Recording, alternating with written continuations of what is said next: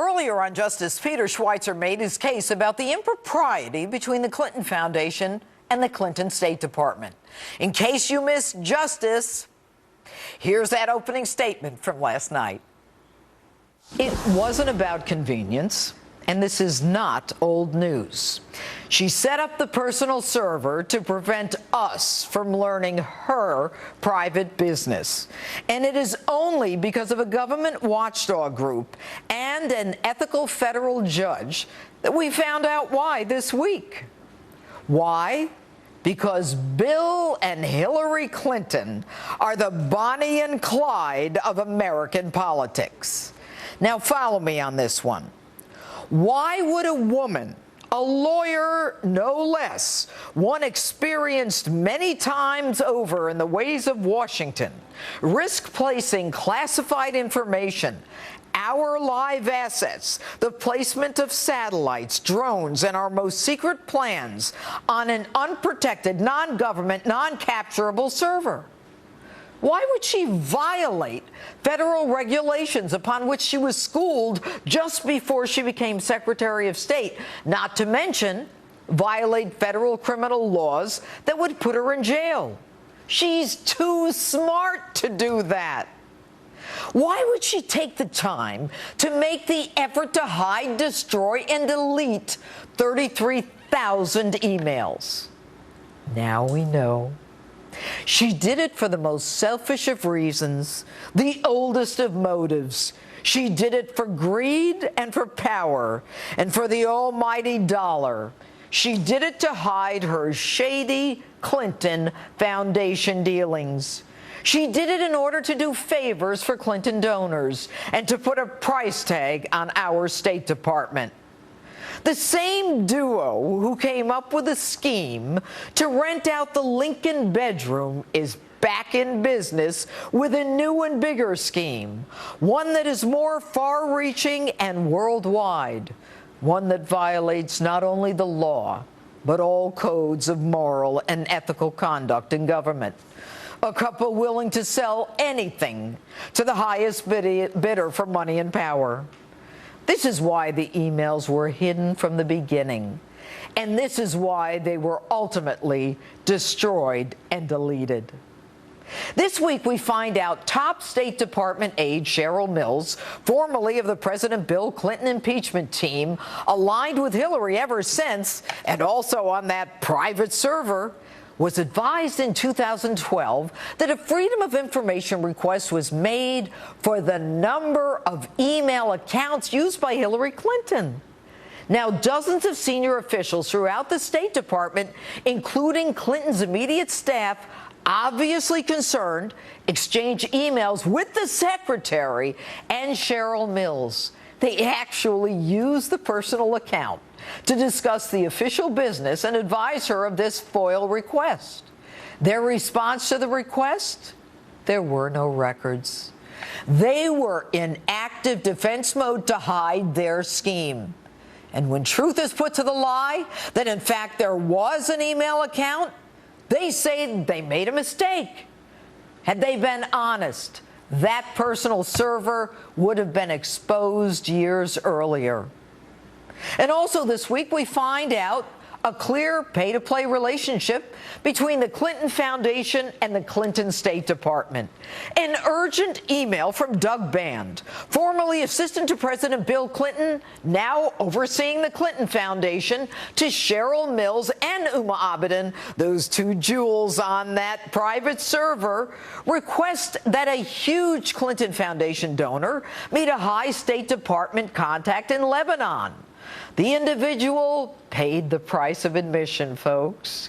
Gilbert Chagoury gave between $1 and $5 million to the Clinton Foundation and pledged $1 billion to the Clinton Global Initiative.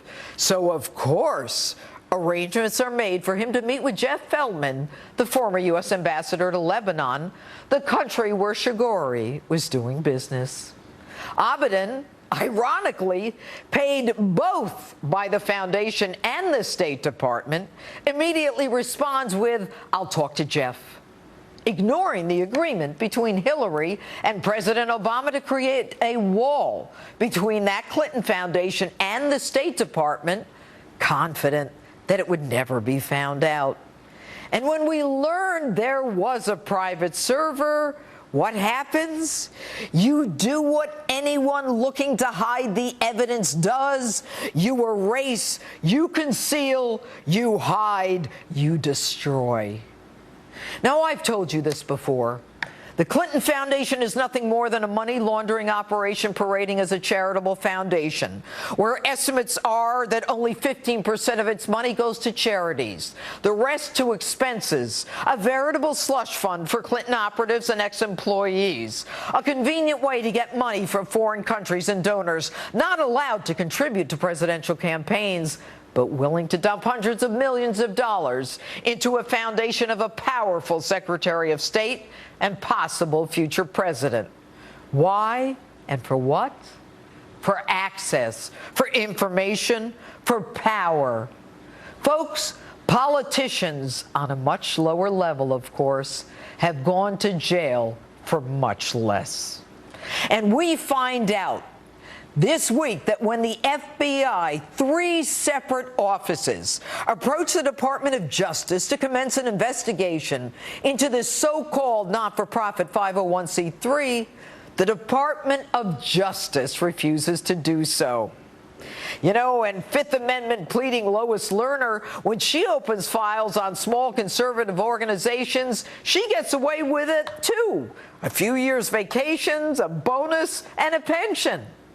So it's no surprise that the DOJ refuses to investigate the Clinton Foundation. No surprise at all.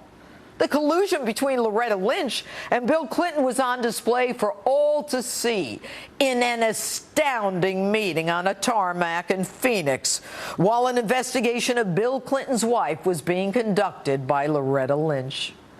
And consider this one. Isn't it curious how Miss Lynch is willing to listen to the FBI when they recommend not going forward with charges against Hillary Clinton? But when the FBI recommends going forward with a criminal probe on a blatant pay-to-play bribery investigation of the Bill Hillary and Chelsea Clinton Foundation, their answer is a resounding no. And you know what, folks? The Clintons, they're not even grateful. They are classless. Take a listen. The FBI director said when he testified before Congress, he had to amend his previous day statement that she had never received any emails marked classified.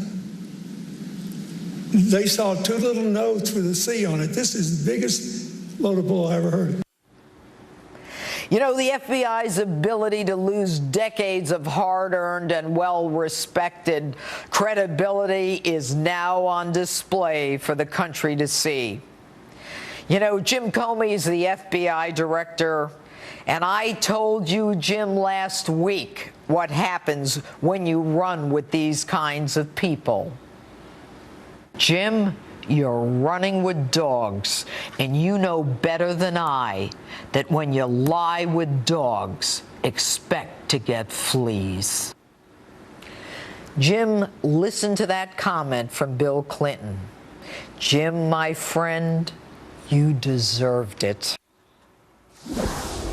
When we come back, Donald Trump's newest attacks on the media. Is that a good strategy or a distraction that will cost him?